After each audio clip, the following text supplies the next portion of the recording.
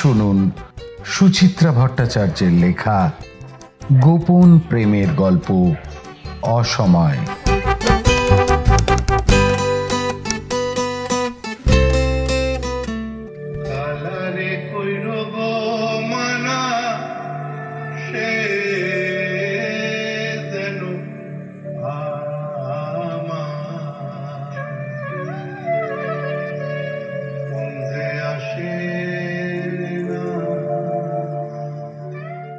বলেছিল যে কোনো দিন চলে আসতে পারে। সত্যি সত্যি যে আসবে কে জানতো। দেবাদিত্যের ডাকাডাকিতে রান্নাঘর থেকে দৌড়ে এসে আমি একেবারে ঠিক দেখছি তো। আমারই ঘরে আমারই সোফায় বসে আছে শৈবাল। হ্যাঁ, শৈবালই, মুখে সেই চিরন্তন কোলগেট মার্কা হাসি।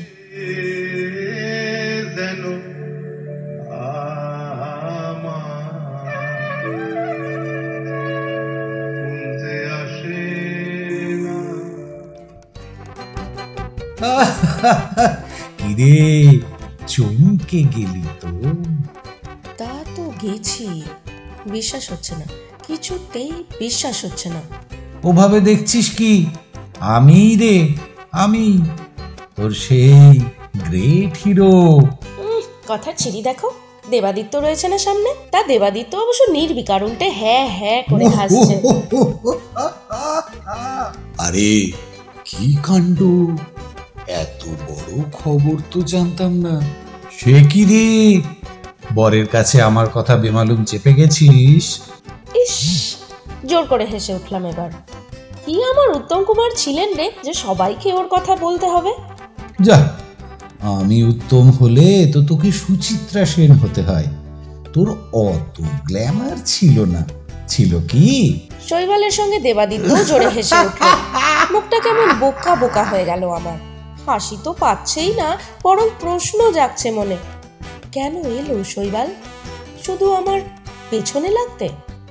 বিয়ে বাড়িতে সেদিন বলেছিল বটে আমার ঘর সংসার দেখতে আসবে, ঠিকানাও নিয়েছিল। তবে ওদের হাসির মাঝেই বলে উঠলাম এবার, যাকে ফাজলামি ছাড়ো। কি খাবে বলো এখন? চা, শরবত, কফি? চা ফা তো হবেই, তার আগে একটু জল খাওয়া। শুধু জল খাবে? একটু শরবত করে দিই। দিদি দে, বেত না আসা পর্যন্ত কান মলাই চলুক।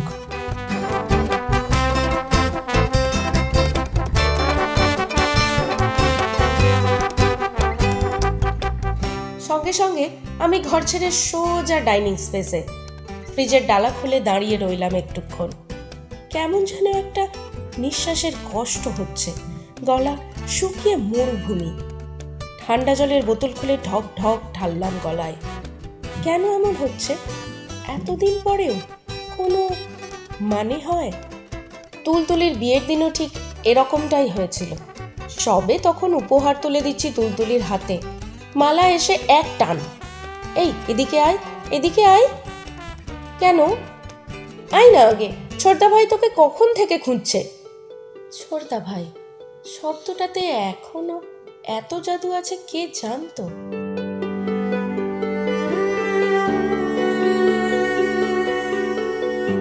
চার বছর পরেও শির দাঁড়াবে হিমস্রোত। শৈবালদা এসেছে নাকি? কবে এলো? কাল হঠাৎই। আমরা তো ভেবেছিলাম তুলতুলির বিয়েতেও বোধহয় আসতে পারলো না। আমার বিয়েতে তো পারেনি, জানিসই। জানি তো, অনেক দূরে উড়ে গেলে ফেরা যে বড় কঠিন।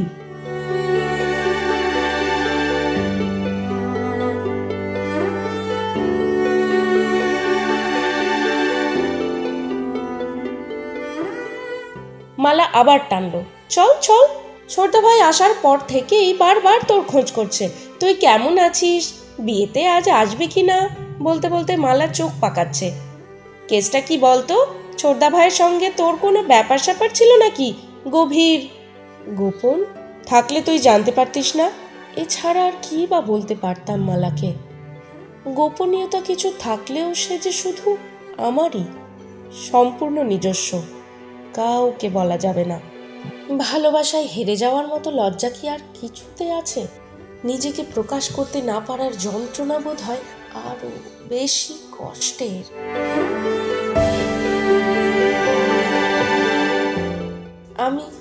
জানি, তবু অবশ্য চেষ্টা একবার করেছিলাম বেহায়ার মতো।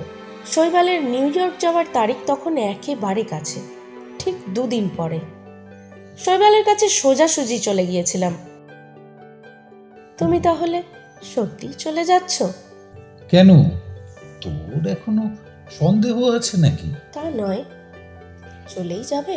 ইউনিভার্সিটি স্কলারশিপটা যখন পাইয়েই দিল, ঘুরে আসি। একা একা তোমার ওখানে খুব খারাপ লাগবে।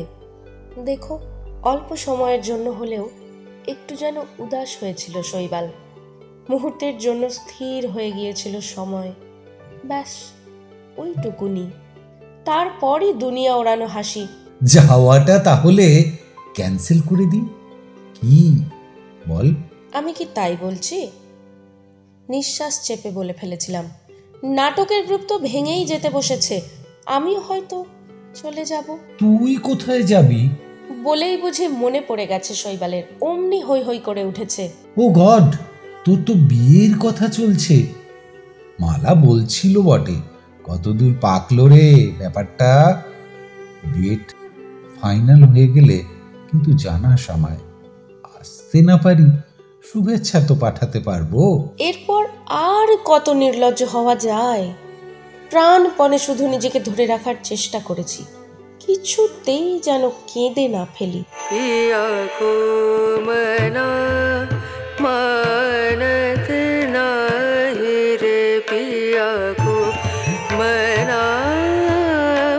কান্নাটা কি তবে এখনো জমে আছে বুকে? গলার কাছে এত বাষ্প জমছে কেন? গ্লাসে জল ঢেলেও স্কোয়াশ দিতে ভুলে গেছি। বাইরের ঘর থেকে ডেকে ডেকে সাড়া না পেয়ে দেবাদিত্য যে পাশে এসে দাঁড়িয়েছে, সেই হুঁশও নেই আমার। কি হলো, শরবত দিতে এত দেরি? দেবাদিত্যর মুখে বিস্ময় নাকি সন্দেহ? তাড়াতাড়ি গুছিয়ে নিলাম নিজেকে। দেখো না কি বিশ্রী ব্যাপার, কৌটো খুলে দেখি চিনি নেই, কি করি বলো তো? দেবাদিত্য বিশ্বাস করলো কিনা কে জানে, ভুরু কুঁচকে তাকিয়েছে। এনে দেব? দরকার নেই, তুমি বরং ততক্ষণ কথা চালিয়ে যাও। আমি চট করে পেছনের দরজা দিয়ে কল্পনাদির কাছ থেকে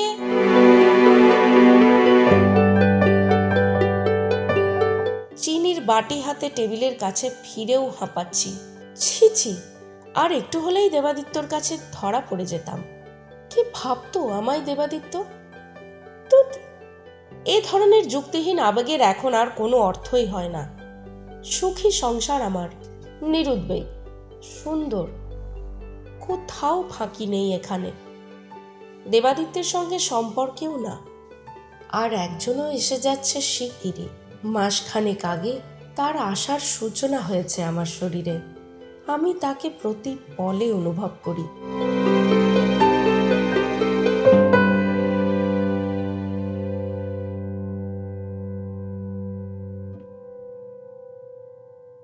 শরবত নিয়ে যাওয়ার আগে 8 পৌড়ে শাড়ির আঁচলখানা ভালো করে সাজিয়ে নিলাম কাঁধে, হাত দিয়ে সাপটে নিলাম মুখ, আর যেন একটুও অগোছালো না দেখায়।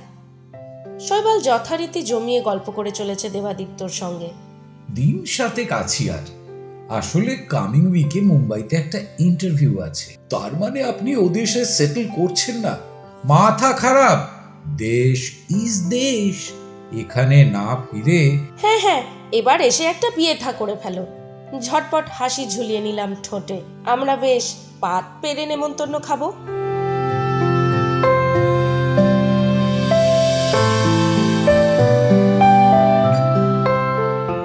দাঁড়া দাঁড়া, তোর বিয়ের খাওয়াটা খাওয়া আগে।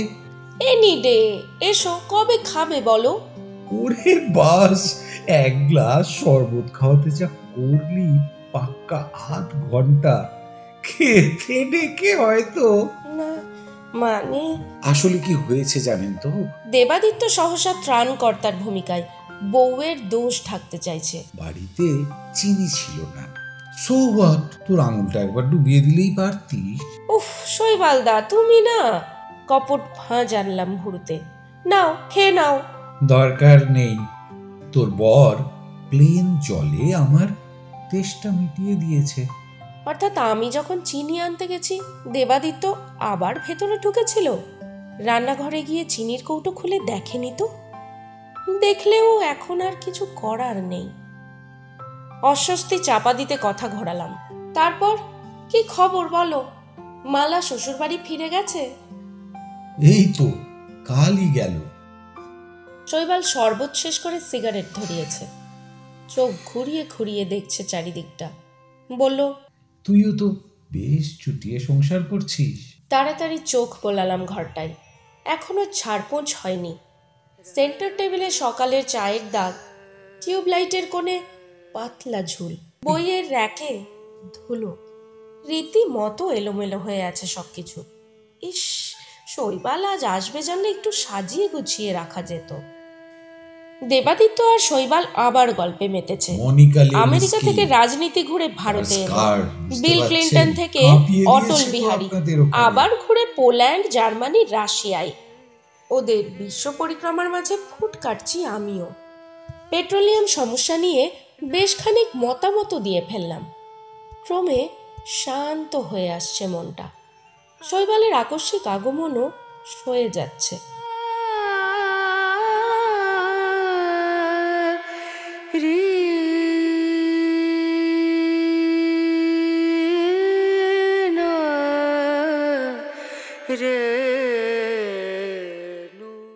এক সময় দেবাদিত্যই দেশ বিদেশ ছেড়ে দুম করে ঘরে ফিরে এলো।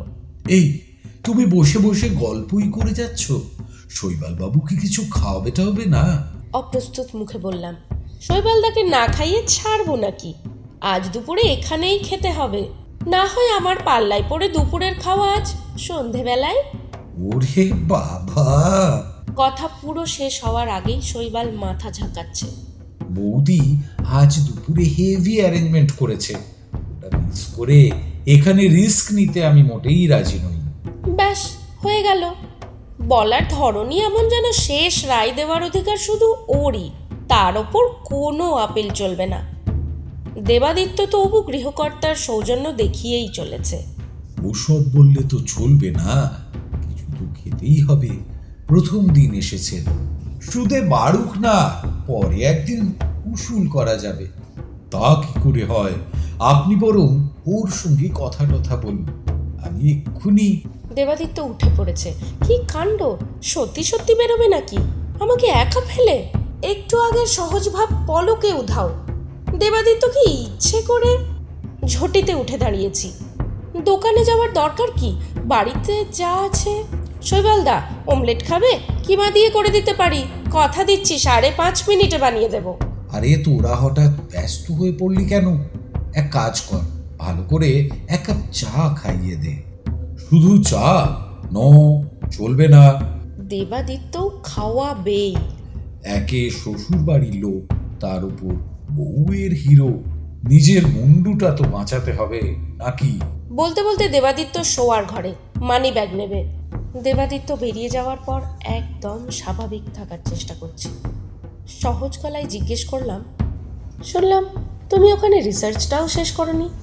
চাকরিতে ঢুকে? বারে রোজগার পাতি করতে হবে না?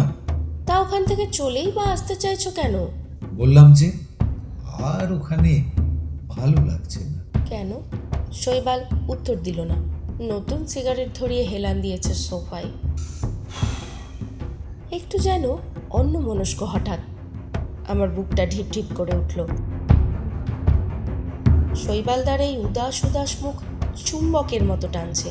এক্ষুনি কি আমার পালিয়ে যাওয়া দরকার এখান থেকে?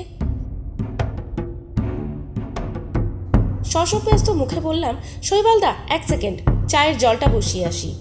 ভেতরে যাওয়ার জন্য পা বাড়িয়েছি, পিছনে এক অপরিচিত স্বর। দাঁড়া। খোলা জানলা দিয়ে ফাল্গুনের বাতাস আসছে। ঘরের পর্দাগুলো দুলে উঠল দোলনার মতো। বাইরের প্রখর আলো ঘরে ঢুকে মৃদু জ্যোতি। শৈবাল সম্পূর্ণ বদলে গেছে। হাসার চেষ্টা করলাম। আলগা, কিছু বলছো? এদিকে আয়, তোর সঙ্গে আমার একটা কথা আছে। এমন তো হওয়ার কথা ছিল না। ওই স্থির তাকিয়ে থাকা মুখও যে আমার একদম অচেনা। কি হলো? আয়, এখানে এসে বস। শৈবাল নয়, যেন সাপুরের বাঁশি ডাকছে আমাকে।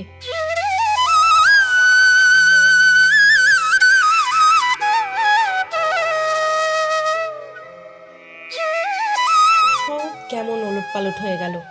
মন্ত্রমুগ্ধের মতো শৈবালের দিকে এগিয়ে চলেছি। এগোনো না পিছনো, চতুর্দিক আবছা হয়ে এলো। বিশ্ব সংসার, দেবাদিত্য, গর্ভের সন্তান, সব। একটা কথা জিজ্ঞেস করব, সত্যি কথা বলবি? কি কথা? আমার গলা দুলে গেল।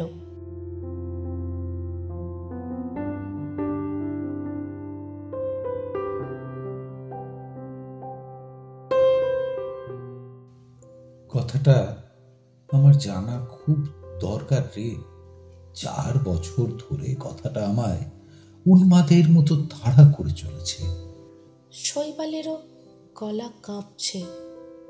বল, সত্যি বলবি? আমার চোখ বিবশ, পলক ফেলতেও ভুলে গেছি। তুই কি আমাকে কোনো দিন কিছু বলতে চেয়েছিলি? ঠিক করে বল তো। বিদেশে গিয়েও আমার সারাক্ষণ খালি তোর কথা মনে পড়ে।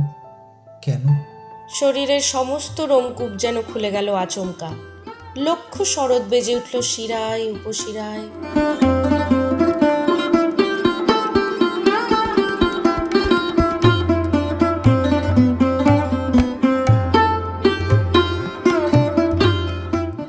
আজ শৈবাল, এত দিন পর সেই শৈবাল। শৈবালের দীর্ঘ সুঠাম দেহ ঝুঁকে আছে আমার দিকে। নিষ্পলক দৃষ্টি আমাতেই স্থির। চেতনা ক্রমে অবশ হয়ে আসছে আমার। সম্বিত ফিরতে পৃথিবীর বয়স বুঝি বেড়ে গেল কয়েক হাজার বছর, অথবা কয়েক মুহূর্ত। ধীরে ধীরে মাথা নাড়লাম। প্রবল ভূমিকম্পের পর মেদিনী যেন শান্ত হচ্ছে। গলাটাকে প্রাণপণে অকম্পিত রেখে বললাম, না তো শৈবালদা, না তো শৈবালদা, সেভাবে তো কিছু বলতে চাইনি কখনো। তোমার কেন মনে হয় ও কথা?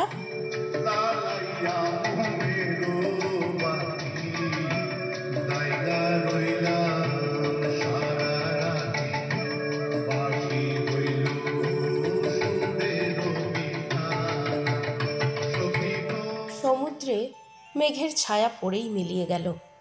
আবার সেখানে উচ্ছল ঢেউ।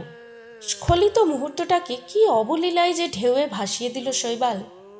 বুঝলই না সমস্ত কথারই একটা নির্দিষ্ট সময় থাকে। সময় চলে গেলে সে কথার মৃত্যু হয়। আমার সেই কথাটাও তো কবেই মরে গেছে। যা আছে সে তো শুধুই স্মৃতি। স্মৃতি, তাকে আর বাংময় করে কি লাভ? শৈবাল আবার আগের মতোই হাসছে। এত কাঁপছিস কেন বোকা? তোর সঙ্গে তো একটু ঠাট্টা করছিলাম।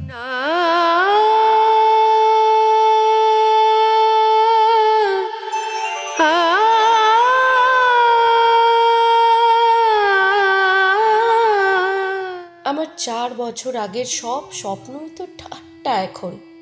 মাগো, দেবাদিত্য কেন এখনো ফিরছে না? এক্ষুনি আসুক, এই মুহূর্তেই, নতুন করে আর কোনো প্রলয় ঘটার আগে। তার তো এবার আমার কাছে ফিরে আসা উচিত, নয় কি? पिया को मना मानत नाही रे, पिया को मना मानत नाही रे। এতক্ষণ শুনলেন সুচিত্রা ভট্টাচার্যের প্রেমের গল্প অসময়। नाही रे, बिनती कर